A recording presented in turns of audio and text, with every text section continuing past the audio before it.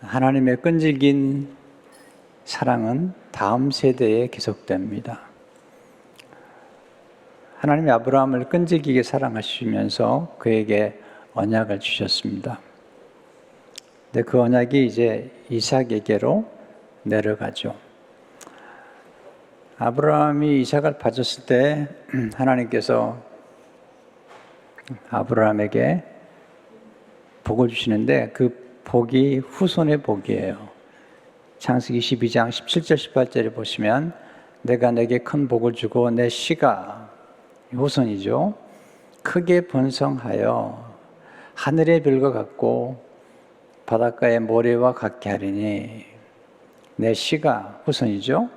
그 대적의 성문을 차지하리라. 또 내 씨로 후손이죠.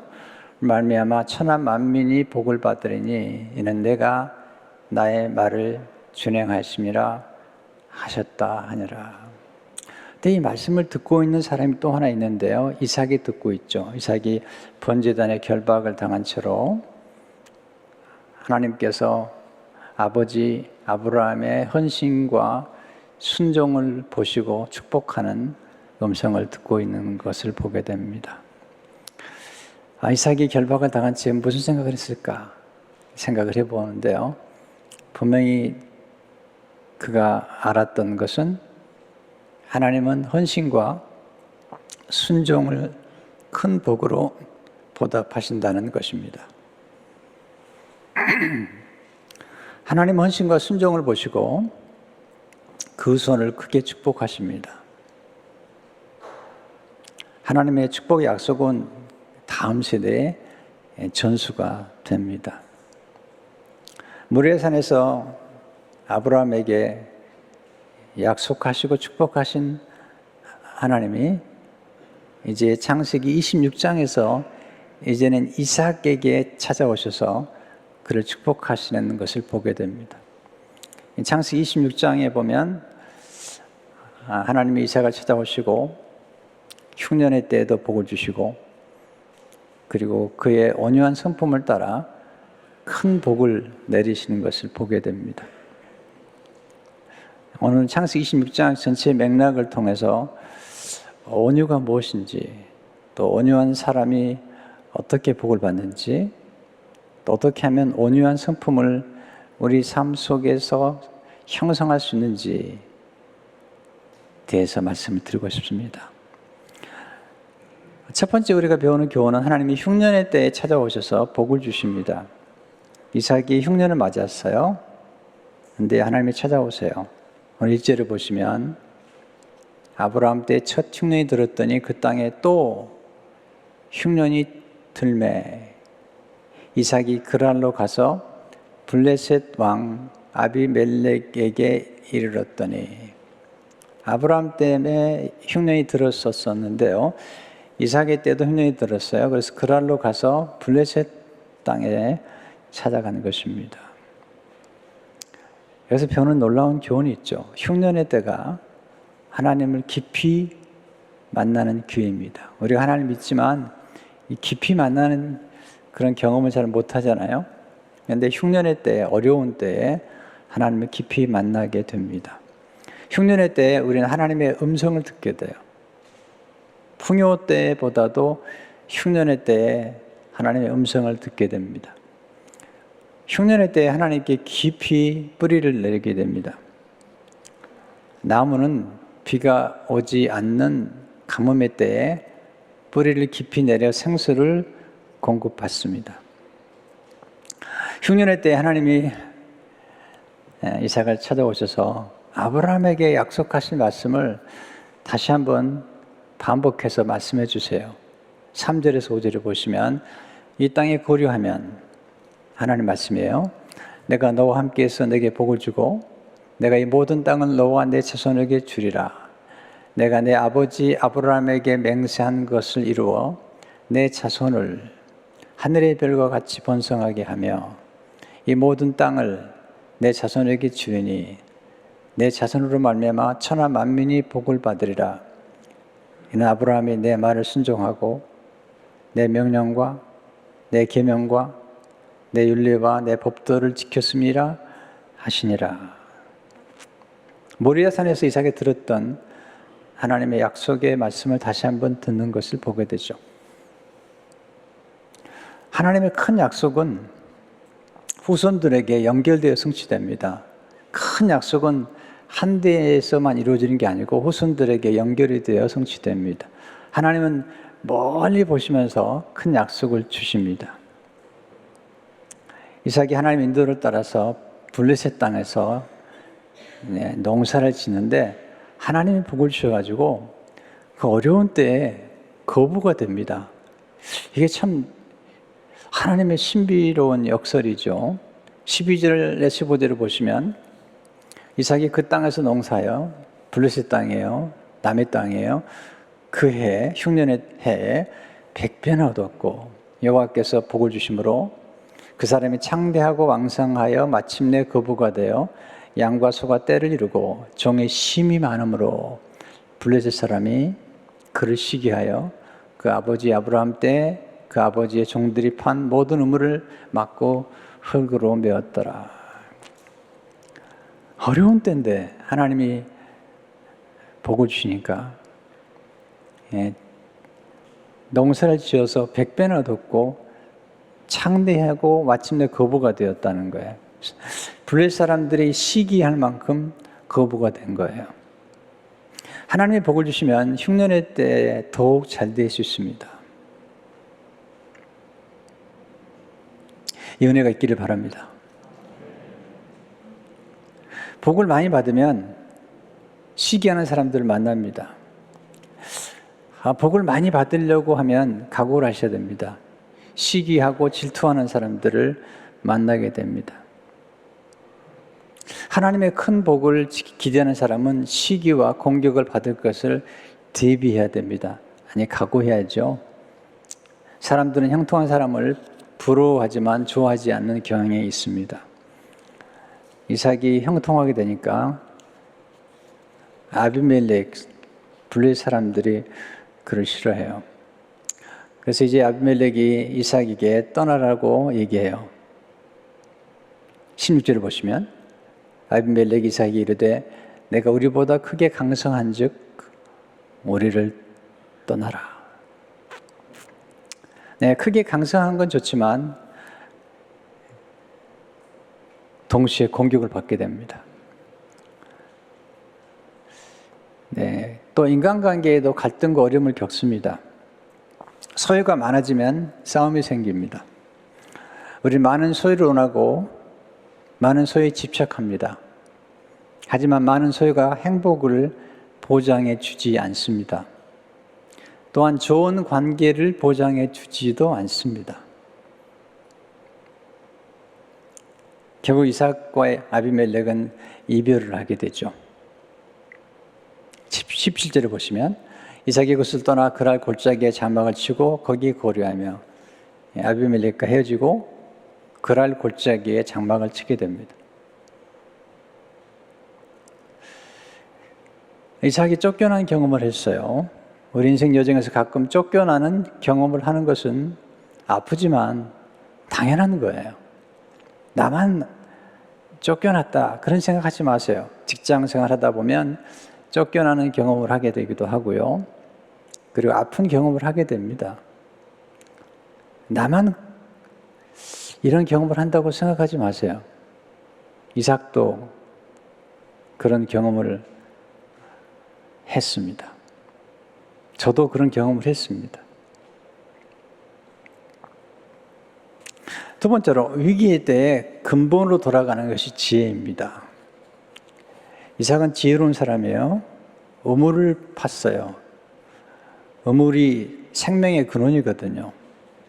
18절을 보시면 그 아버지 아브라함 때에 우물들을 다시 팠으니 이는 아브라함이 죽은 후에 블레셋 사람이 그 우물들을 메었습니다. 우물을 다시 팠다. 물이 중요해요. 사실 이삭은 농사 짓는 사람은 아니었어요. 농사를 지어서 거부가 되었지만 원래 이삭은 양을 치는 사람이에요. 유목민이에요. 아브라함도 유목민이었고 그리고 이삭도 유목민이고 야곱도 보시면 야곱도 유목민이잖아요. 근데 양과 소와 염소를 기르는 사람에게 중요한 게 뭘까요? 물이죠. 물이 없으면 소유를 지킬 수 없죠. 물은 생명의 근본이에요.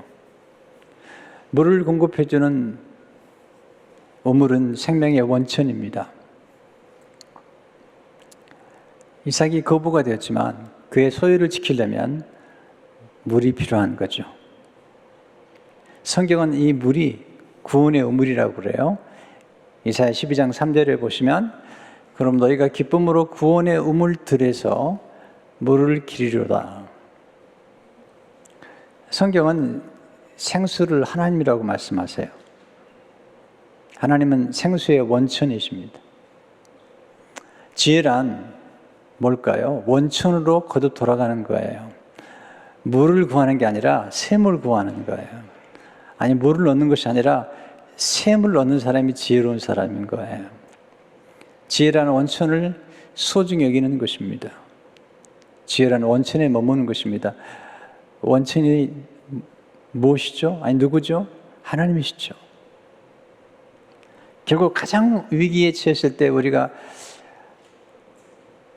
돌아갈 분은 하나님이시죠.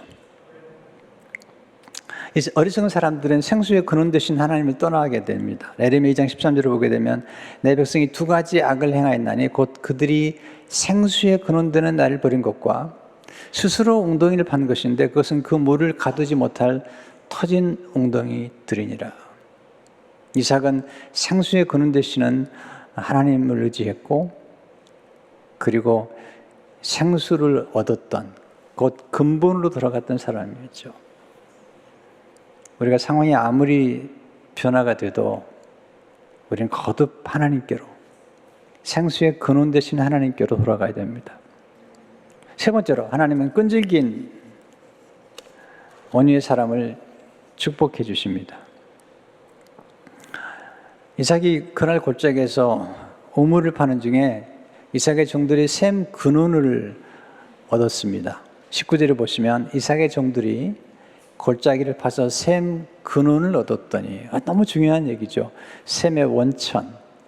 네, 물을 구하지 말고 샘 근원을 구해야 됩니다. 왜냐하면 물은 한 번 마시면 끝나지만 샘을 얻게 되면 계속해서 생수가 솟구쳐 올라오죠. 문제는 그랄의 목자들과 이삭의 목자들이 싸우는 것입니다. 다투게 된 것이죠. 그랬더니 이삭이 싸우지 못하게 하고 우물을 주워버려요.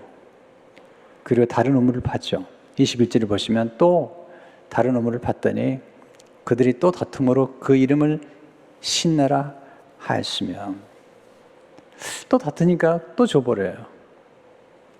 이삭은 싸우질 않아요.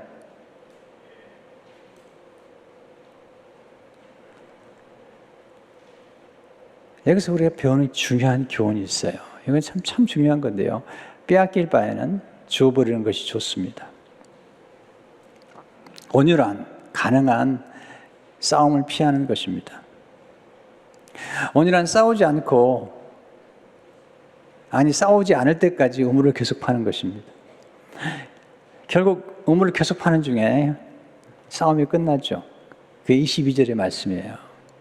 이삭이 거기서 옮겨 다른 우물을 팠더니 그들이 다투지 아니하였으므로 그 이름을 르호봇이라 하여 이르되 이제는 여호와께서 우리를 위하여 넓게 하셨으니 이 땅에서 우리가 번성하리로다 하였더라. 하나님이 도와주셨어요. 그래서 더 이상 싸우지 않고 우물을 얻게 된 것입니다. 이삭의 승리의 비결은 온유한 성품에 있습니다. 온유한 마음은 따뜻하고 부드러운 마음이죠. 저는 따뜻하고 부드러운 게 너무 좋은 것 같아요. 이삭이 넓은 땅을 결국 차지해요.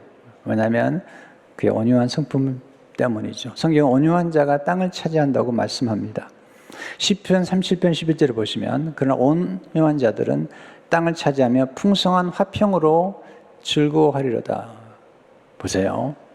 땅을 차지할 뿐만 아니라 풍성한 화평으로 즐거워합니다. 싸움을 잘하는 사람들이 이기는 게 아니에요. 싸우지 않는 사람이 화평한 거예요. 저는 화평을 아주 중요하게 생각해요. 그래서 이 일을 잘하는 것보다 화평이 중요해요. 싸우면서 일에서 얻는 게 뭔데요? 하나님 기뻐하지 않아요. 하나님 기뻐하는 것은 화평이죠. 예수님도 마태복음 5장 5절을 보시면 온유한 자가 복이 있나니 그들이 땅을 기업으로 받을 것이며. 어떻게 이삭이 온유한 사람이 되었을까요? 그가 핍박을 통해서 핍박을 받을 때도 인내함으로 온유한 사람이 되었어요. 이삭이 성장할 때 이스마엘이 그를 놀리죠. 희롱하죠. 그런데 이삭이 싸우질 않아요. 창세기 21장 9절을 보면 사라가 본즉 아브라함의 아들 애굽 여인 하갈의 아들이 이삭을 놀리는지라. 개역 한글에는 희롱했다고 그랬어요. 희롱이란 말이나 행동으로 사람을 괴롭히고 놀리는 거예요. 모멸감을 주는 거죠. 사도 바울은 영적으로 이 사건을 해석하면서 이삭이 박해를 받았다. 그렇지만 그는 싸우지 않았다. 갈라디아서 29절을 보게 되면 그러나 그때 육체를 따르는 자가 성령을 따르는 자를 박해한 것 같이 이제도 그러하도다. 이삭은 희롱을 당하고 박해를 당할 때에도 싸우지 않았고 인내했죠. 기억의 온유한 성품이에요. 이삭의 끈질긴 온유를 통해서 우리가 배우는 중요한 원리가 있어요. 아니, 온유가 주는 축복, 온유가 주는 좋은 결과들이 뭘까요? 첫째로, 끈질긴 온유를 통해서 필요한 것을 얻게 돼요. 우리는 원하는 것보다 필요한 것이 더 중요하다는 사실을 좀 깨달아야 돼요. 하나님은 우리가 원하는 것보다도 필요한 걸 아시죠? 이삭이 필요했던 것은 우물이잖아요. 생수이거든요. 그는 끈질기게 필요한 우물을 계속 팝니다. 우물을 파되 샘물이 솟을 때까지 팝니다. 다투지 않을 때까지 우물을 팝니다. 어떤 분이 한 말이에요. 9길 우물을 팠더라도 샘물이 솟을 때까지 파지 않으면 그 우물은 버린 것과 같다. 이 끈질긴 온유가 필요한데요. 우물을 파더라도 샘물이 나올 때까지 파는 거예요. 그래서 온유를 통해서 우리가 필요한 것을 얻게 됩니다. 두 번째로 끈질긴 온유를 통해서 진정한 승리를 하게 됩니다. 진정한 승리는 남을 정복하기 전에 자신을 정복하는 것입니다. 자신을 정복한다는 것은 자신의 감정을 다스리는 거예요. 우리 인간 속에는 폭력이 있어요. 폭력을 좋아해요. 그래서 가장 좋아했던 영화 중에 하나가 사람들이 조폭 마누라예요. 조폭 마누라를 보면서 우리가 카타르시스를 경험해요.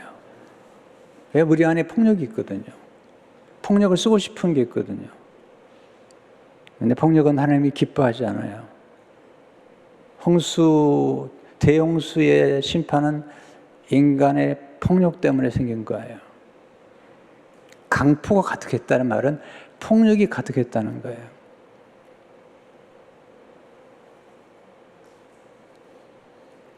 온유란 말은 원래 길들인 야생마에서 온 거거든요.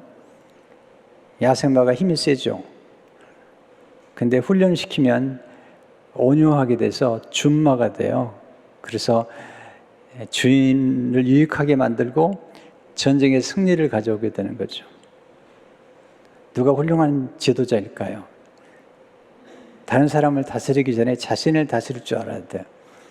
자신의 감정을 다스릴 줄 알아야지 훌륭한 지도자가 되는 거죠. 힘을 낭비해서는 안 됩니다. 싸우는데 힘을 낭비하게 되면 정말 중요한데 힘을 쓰지 못해요. 다윗이 전쟁터에 나갔을 때 형 엘리압이 조롱하잖아요. 근데 다윗이 싸우지 않아요. 힘을 낭비하잖아요. 그래서 골리앗을 쓰러뜨린 거예요. 진정한 승리가 뭘까요? 자기를 이기는 거예요.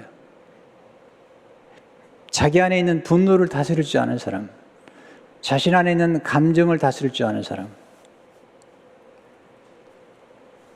싸움을 멈출 줄 아는 사람.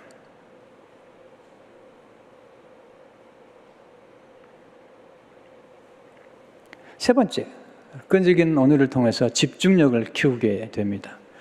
승리의 비결은 집중하는 데 있습니다. 이삭은 우물을 파는 데 집중합니다. 우물을 계속 파는 중에 탁월한 경지에 이르게 됩니다. 집중력이 뭐죠? 집중력은 한 가지를 지속하고 반복하는 것입니다.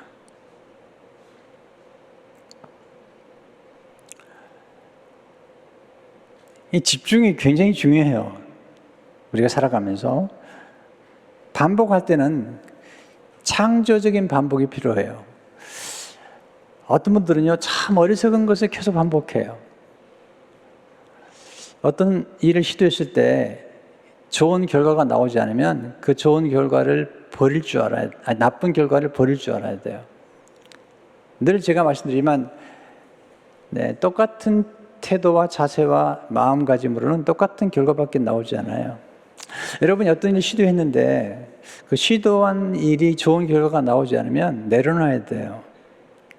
그래서 새로운 방법과 태도와 새로운 자세로 시도해 봐야 돼요. 창조적 반복이란 실패했을 때 다른 태도와 다른 방법으로 시도하는 것을 의미합니다. 그리고 창조적인 반복의 횟수를 늘어갈 때 임계점에 이르게 됩니다. 아브라함이 계속 우물을 파잖아요. 횟수를 늘어가는 거예요. 그때 임계점은 우리가 물이 99도에서 끓지 않아요. 100도에서 끓는 것처럼 임계점에 이르는 것이 필요한데 임계점에 이를 때 놀라운 변화를 경험하게 됩니다. 이삭이 어느 순간에 임계점에 이르게 되죠. 그래서 더 이상 싸우지 않게 되고 그런 번성하게 됩니다. 그 말씀이 22절의 말씀이에요. 이삭이 거기서 옮겨 다른 우물을 팠더니 그들이 다투지 아니하였으므로 그 이름을 르호봇이라 하여 이르되 이제는 여호와께서 우리를 위하여 넓게 하셨으니 이 땅에서 우리가 번성하리로다 하였더라. 집중했어요. 그랬더니 하나님께서 축복하셨어요. 그래서 더 이상 싸우지 않고 크게 번성하게 되었어요. 네 번째로, 끈질긴 온유의 사람은 눈부신 끈기로 전진하는 사람이에요. 이삭은 계속 그 우물을 파잖아요. 그리고 그의 온유한 성품의 결과를 하나님의 은혜라고 말하죠. 22절을 보시면 이제 여호와께서 우리를 위하여 넓게 하셨으니, 이삭은 공을 하나님께 돌릴 줄 알았어요. 여러분도 그래야 하셔야 돼요. 뭔가 잘 되면 그 하나님의 은혜라는 사실을 알고 하나님의 은혜라고 하나님께 영광을 돌려야 돼요. 말로, 입으로 크게 감사할 줄 알아야 돼요. 오늘 여러분이 암송하신 것처럼 입으로 크게 감사할 줄 알아야 돼요. 마음으로만 해서 안 돼요. 입으로 크게 감사하고 입으로도 하나님께 공을 돌려야 돼요. 어제 해피나잇이 아주 잘 됐는데요. 하나님 은혜죠. 제가 해피나잇에 인도한 분이 7분이더라고요. 별로 안 놀라시는데요. 근데 제 마음속에 이런 생각이 들었어요. 하나님의 은혜다. 2분은 새로 초청한 분인데 제가 해피나잇 시작에 30분 전에 연락을 받았어요. 하나님의 은혜죠.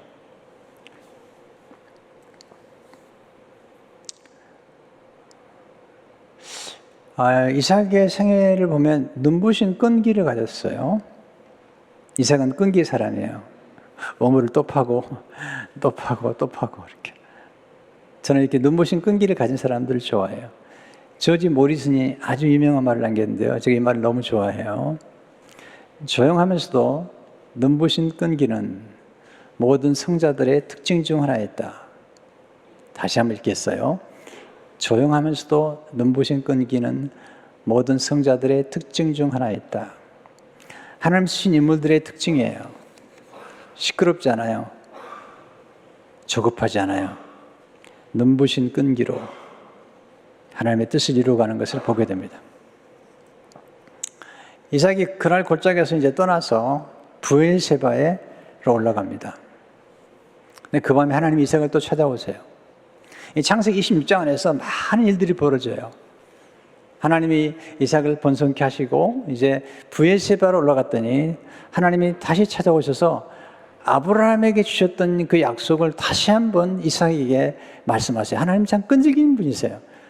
끈질기게 찾아오셔서 끈질기게 약속을 확인해 주세요.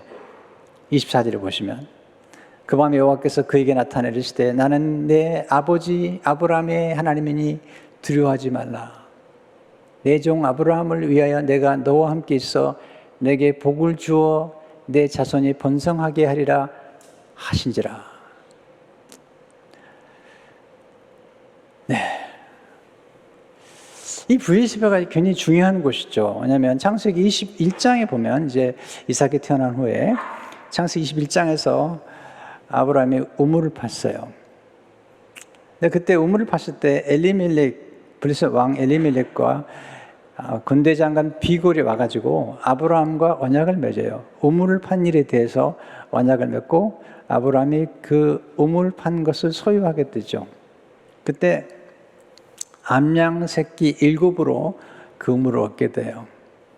그래서 브엘세바에서 우물을 판 그리고 언약을 맺었는데 그래서 브엘세바란 뜻이 7 우물, 생명의 물 그런 뜻을 가지고 있어요. 브엘세바에서 블레셋 왕 아비멜렉과 비골 장군과 함께 아브라함이 언약을 맺던 바로 그 자리에 이삭이 다시 찾아간 거예요. 근데 놀라운 그 중요한 사실은 아브라함이 언약을 맺은 다음에 거기에 에셀 나무를 심고 영원하신 하나님의 이름을 불렀어요. 곧 우물을 판 다음에 그리고 언약을 맺은 다음에 하나님의 이름을 부르면서 하나님을 예배했던 거예요. 이삭도 마찬가지예요. 네, 브엘세바에서 이삭도 하나님께 예배를 드려요. 하나님이 찾아오셔서 언약을 다시 확인해 주시니까 25절에 보면 이삭이 그곳에 제단을 쌓고 여호와의 이름을 부르며 거기 장막을 쳤더니 이삭의 종들이 거기서도 우물을 팠더라. 이게 제단을 쌓고 여호와의 이름을 불렀다는 하나님을 경배하고 예배했다는 거예요. 아브라함이 제단을 쌓고 예배했던 그 예배의 정신을 이삭이 예배하고 그 예배의 정신이 흘러내려가는 것입니다. 자녀로 하여금 예배자의 삶을 살도록 하는 가장 중요한 길은 부모님이 예배자의 삶을 사는 것입니다. 자녀들은 보고 배웁니다. 때로는 좀 실증이 날지 모르지만 그 당시에는 나중에는 하나님 앞에 예배드린 것이 얼마나 소중하다는 사실을 압니다. 어제는 우리 오은철 목사님 딸이 10월달에 결혼을 해요.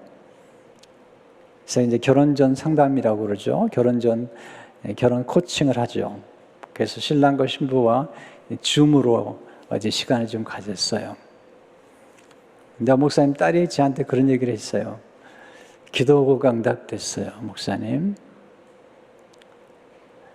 저는 성장하면서 9시만 되면 우리 가족은 모여서 예배를 드리고 큐티 나눔을 했습니다. 그래서 남편감을 위해서 기도할 때 예배하는 그런 가정에서 성장한 남편이면 좋겠다. 그리고 결혼한 후에도 예배자의 삶을 사는 그런 남편이면 좋겠다라고 기도했는데 하나님 기도 응답이 됐어요. 네, 부모의 기도, 부모의 그 예배의 삶의 모범이 자녀에게 흘러내려가고 또 자녀가 하나님을 예배하는 그 삶을 살아가도록 그렇게 모범이 됐다는 게 얼마나 아름다운지 몰라요. 깊이 감동을 받았어요. 5번째, 끈질긴 온유의 사람은 인간관계를 맺는 데 유연합니다.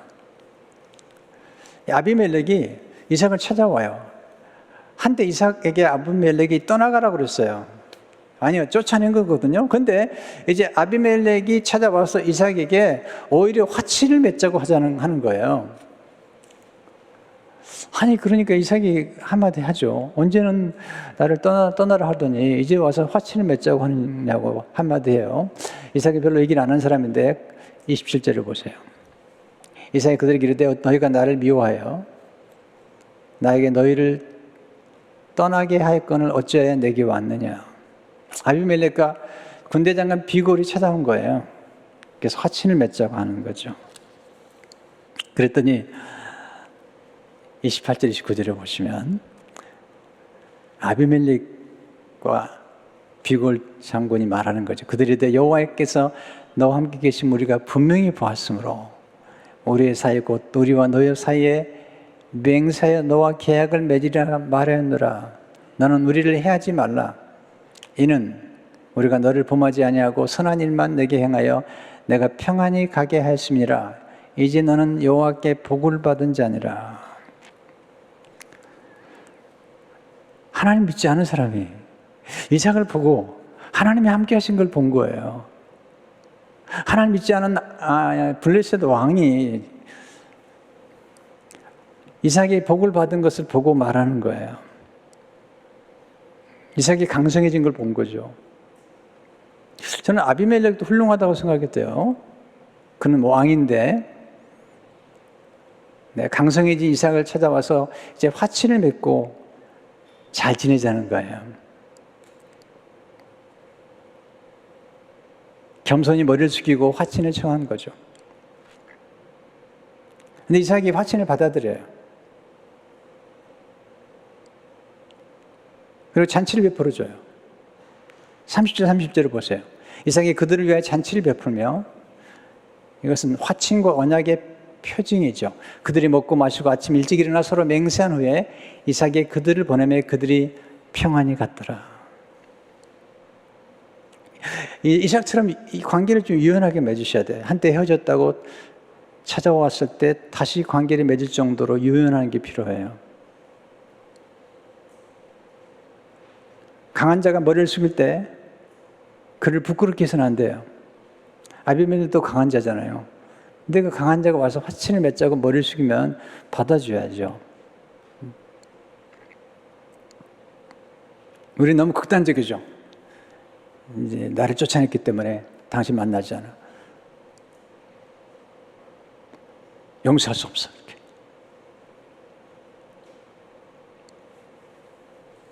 온유한 사람은 용서의 사람입니다.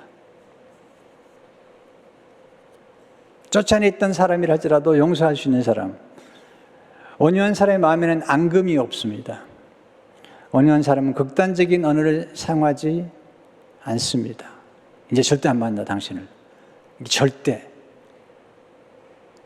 나 그런 사람과는 절대 내가 섞이지 않을 거야.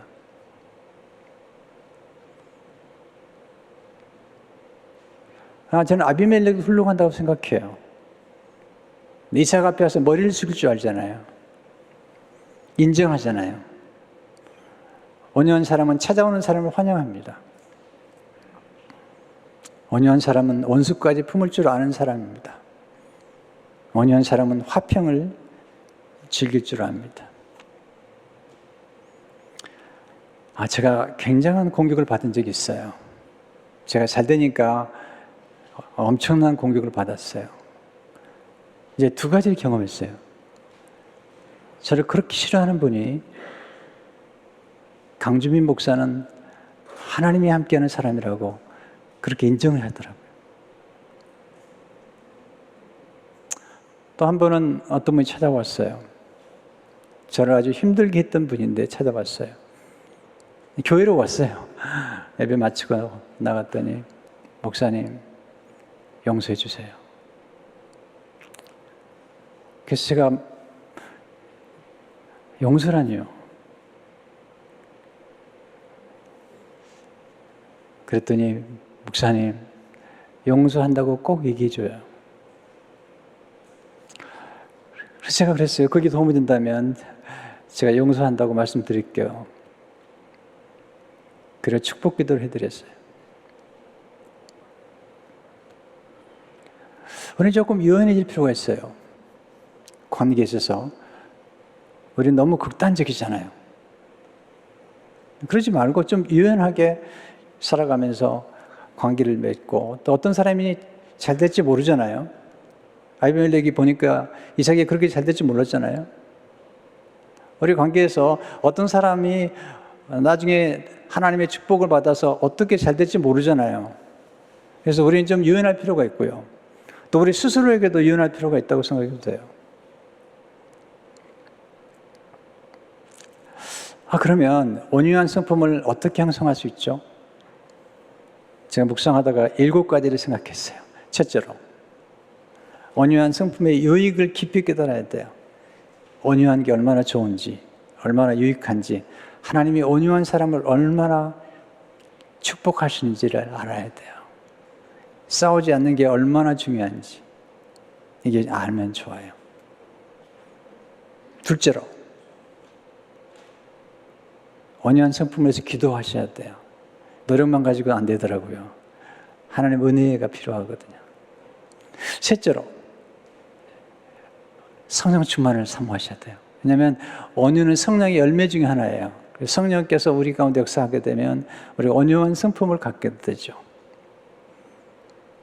넷째로, 온유한 성품이 몸에 배도록 온유의 습관을 형성해야 돼요. 네, 어떻게? 빼앗으면 줘버리고, 다투면 다투지 않고, 이런 습관이 중요하다는 생각이 들어요.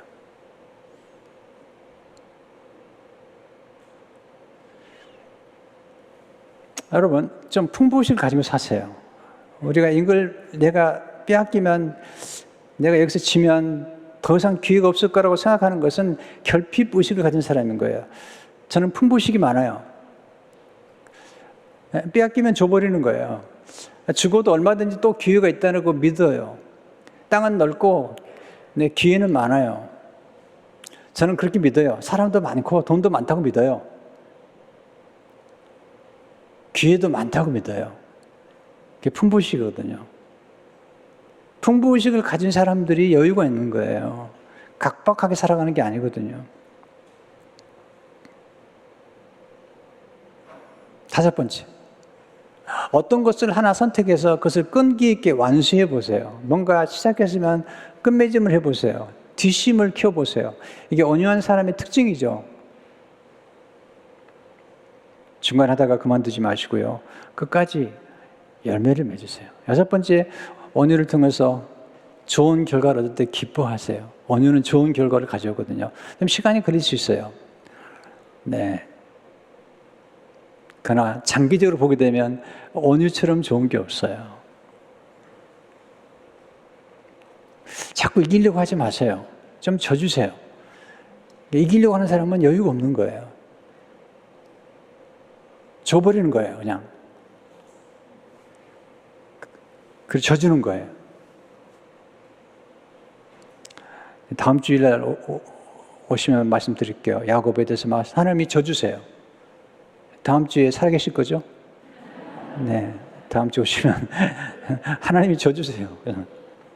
야곱에게 져버려요, 그냥.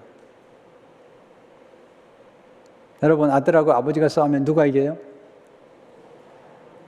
아들이 이겨요. 아버지가 져주는 거예요.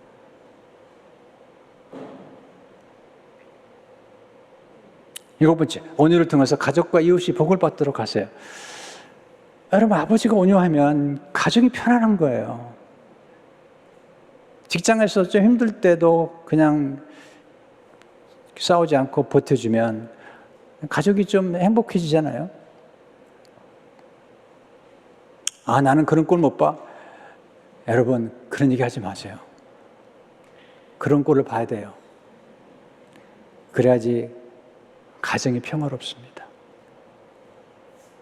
할렐루야. 온유한 성품의 영향력은 후대에 미치게 돼요. 이삭이 이렇게 끈기 있고 온유하고 견딜 수 있는 성품이 누구에게 가냐면요, 나중에 요셉에게 가요. 야곱이 이제 삼촌 라반의 집에서 돌아왔을 때 이제 아버지에게로 돌아오죠. 근데 아버지가 그때 나이가 158세였어요. 그리고 아시다시피 요셉의 어머니 라헬이 베냐민을 낳고 죽어요. 그러니까 그 형제들 가운데 가장 외롭고 그리고 힘들었던 게 요셉과 베냐민이에요.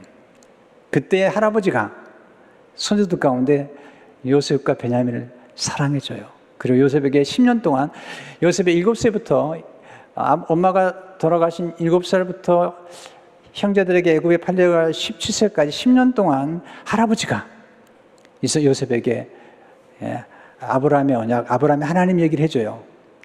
나중에 요셉이 형제들에게 내 유고를 가지고 반드시 가나안으로 돌아간다고 얘기해요. 그것은 할아버지 이삭이 들었던 아브라함의 언약이에요. 그리고 이삭에게 들었던 모리아산의 이야기, 그리고 우물판 이야기들을 요셉이 들었던 거죠. 그래서 요셉이 싸우질 않아요. 네, 인내하죠. 형제들에게 복수하잖아요. 찾아오니까 환영하잖아요. 축복해 주잖아요. 이 요셉이 그릇이 큰 거죠. 요셉이 온유한 사람이죠. 네, 오해를 받았어요. 근데 변명하지 않아요. 그냥 감옥에 2년 동안 가 있죠. 하나님 요셉을 높이 세워주세요. 온유한 자에게 땅을 차지하게 해서 애굽 전역 땅을 요셉이 관리하도록 만드신 거죠. 그래서 만민의 생명을 구원하는 길을 걷게 한 것입니다. 이삭은 참 온유하죠. 왜냐하면 그 모리아 산에서 결박을 당하잖아요. 근데 아버지보다 힘셌거든요. 근데 결박을 당했어요. 하나님이 요셉을 위해서 순양을 준비하셨어요. 근데 예수님은 십자가에서 순양이 돼서 돌아가셨어요. 십자가에서 내려오지 않으셨어요. 그렇게 사람들이 희롱하고 조롱하고 능욕해도 예수님 내려오지 않으셨어요. 십자가를 끝까지 지셨어요. 예수님은 나는 마음이 온유하고 겸손하다고 마태복음 11장 29절에서 말씀하셨어요. 그리고 정말로 십자가에서 끝까지 견디셨어요. 그래서 우리가 구원을 받게 된 것이죠. 십자가에서 곧 십자가는 구원의 우물들이에요. 거기서 말씀의 생수, 보혈의 생수, 성령의 생수가 흘러나와요. 그리고 이제 그리스도의 몸된 교회에서 이 구원의 우물들이 돼서 이제 말씀의 생수가 오늘 흘러나가고 보혈의 생수, 성령의 생수가 흘러나가는 거예요. 성도 여러분, 온유한 자가 복이 있습니다. 온유함으로 승리하시기를 축원합니다. 하나님 아버지, 온유한 자 되게 하시고 그리고 온유한 성품을 잘 가꾸어서 가정이 복되고 교회가 복되고 우리를 만나는 사람들이 복을 받도록 축복해 주옵소서. 오늘 배운 이 말씀을 우리 자신에게 그리고 가정에서, 교회에서, 직장에서, 사업지에서 적용함으로 하나님의 풍성한 복을 그리고 화평을 누리도록 축복해 주옵소서. 예수 이름으로 기도하옵나이다. 아멘.